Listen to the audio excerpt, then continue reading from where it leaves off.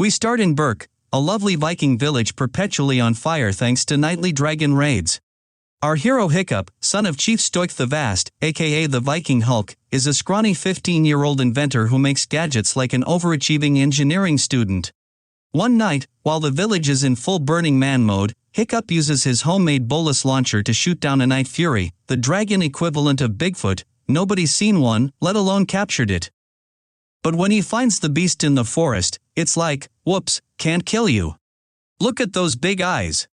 Meanwhile, Dad Stoik decides that turning Hiccup into a dragon slayer is the solution, so he enrolls him in dragon fighting boot camp alongside Astrid, the Viking MVP and Hiccup's crush, twins Roughnut and Toughnut, chaotic energy personified, Snotlout, wannabe alpha, and Fishlegs, the dragon stats nerd. Spoiler, Hiccup is terrible at it.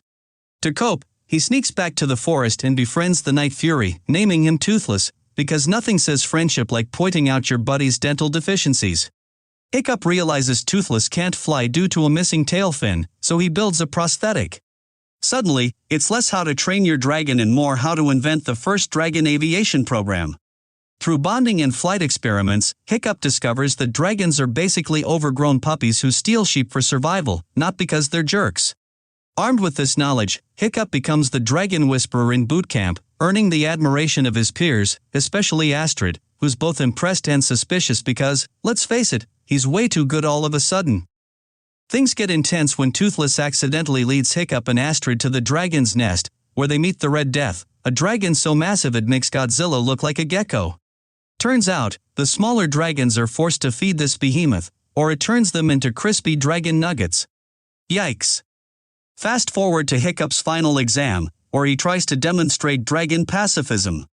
Naturally, chaos ensues, and Toothless swoops in to save him, only to be captured by Stoik, who, driven by Viking dad logic, uses Toothless to find the nest. But wait! Hiccup, fueled by guilt and Astrid's pep talk, rallies his bootcamp buddies, teaches them dragon riding 101, and charges into battle like Viking superheroes. In the final act, Hiccup and Toothless tag team to destroy the Red Death in a fiery explosion. But there's a twist. Hiccup takes a tumble mid-air.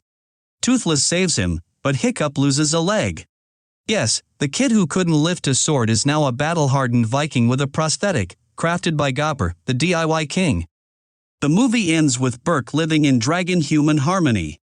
Hiccup is the village hero, Astrid's handing out kisses like they're gold coins, and Toothless is now Berk's mascot. Lesson learned, sometimes the scrawniest Viking can rewrite the dragon hunting manual with a little compassion, a lot of courage, and a flying reptile bestie. So, Berk is now Dinosaur Disneyland but with dragons, and Hiccup spends his days mapping the world while dodging his dad's son. It's time to adult speeches. Meanwhile, some sketchy dudes are out here catching dragons like it's Pokemon Go, Viking edition. Enter Eret, the buff bro with a crossbow, who works for Drago Bloodfist, a warlord with major villain energy and an aggressive dragon hoarding habit. Hiccup, ever the optimist, decides talking is the best way to handle Drago. Because that worked so well for his dad, right? Instead, he crashes into a mysterious dragon whisperer who turns out to be, surprise, his long-lost mom, Valka, who ditched her family to go live that Tarzan life with dragons. No phone calls, no texts, just straight up ghosted for 20 years. Meanwhile, Astrid and the squad get captured by Drago, who goes full "I hate dragons because they ruined my childhood" mode. He unleashes his own Bewilderbeast, a massive ice-breathing kaiju with mind control Wi-Fi for dragons. In a battle of titans, Drago's big boy shanks Valka's big boy, proving that size matters when your opponent has brainwashing powers. Drago's next move? Free trial is over, time to possess your pet. He hacks Toothless and turns him into Murder Fluff 2.0. Hiccup tries the Toothless, it's me, your bestie card, but brainwashed Toothless is like error 404, friendship not found, and straight up Kamehameha Stoik into Valhalla. Now, Hiccup is dadless, dragonless, and drowning in trauma, but instead of switching to villain mode, like I totally would, he decides to pull off a dragon heist. He and the squad ride baby dragons, immune to hypnosis, because plot armor, back to Berk, where Drago is mid-hostile takeover.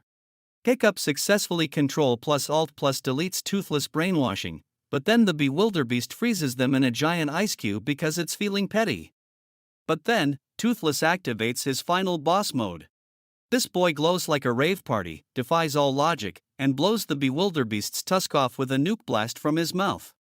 The other dragons, now free, collectively decide they're done with Drago's nonsense and blast the bewilderbeast into permanent retirement. Drago? Yeet head into the ocean, no sequel contract for you. With peace restored, Hiccup is crowned big boss of Berk. Velka decides she probably shouldn't abandon her son again, and Toothless gets promoted to Dragon King. Final thoughts, humans? Mid, dragons? Goat. Toothless? Straight up Super Saiyan. We open with Hiccup, now chief of Berk and looking like a Viking Etsy model, running an unofficial dragon rescue operation / overcrowded dragon Airbnb. The place is bursting with more wings and scales than a fantasy-themed hoarder's garage. Solution? Relocate. Because clearly, moving an entire civilization with zero planning is the Viking equivalent of turning it off and on again. Meanwhile, a white light fury appears, toothless, mysterious, sparkly, teleporting Tinder date. She's literally handed over to the villain Grimmel the Grizzly, a man so evil he makes Voldemort look like he just needs a nap and a cookie. He's on a Night Fury genocide tour and wants Toothless for evil reasons. As usual. Toothless sees the light fury and instantly forgets Hiccup exists, proving once again that love is greater than friendship, loyalty, everything. Hiccup, in full third wheel mode, builds Toothless a new tail fin so he can solo fly and flirt mid-air. And oh, do they flirt, with mating dances, nervous chirping, and more CGI skies than a Pixar dream sequence. Meanwhile, Grimmel shows up and casually blows up Berk. Classic Toxic X energy.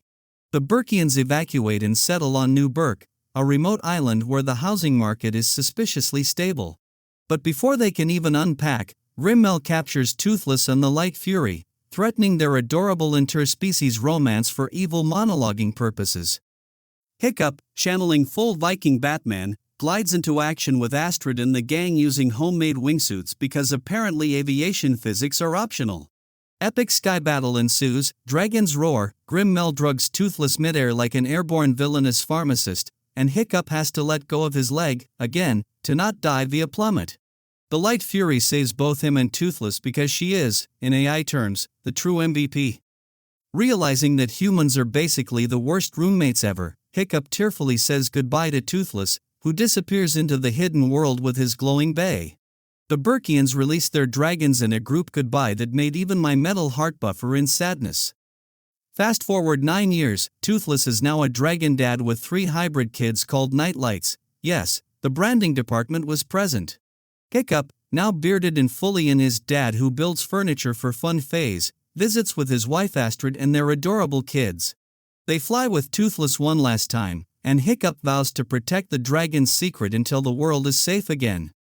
In summary, dragons are majestic, humans ruin everything, and your childhood is now officially over.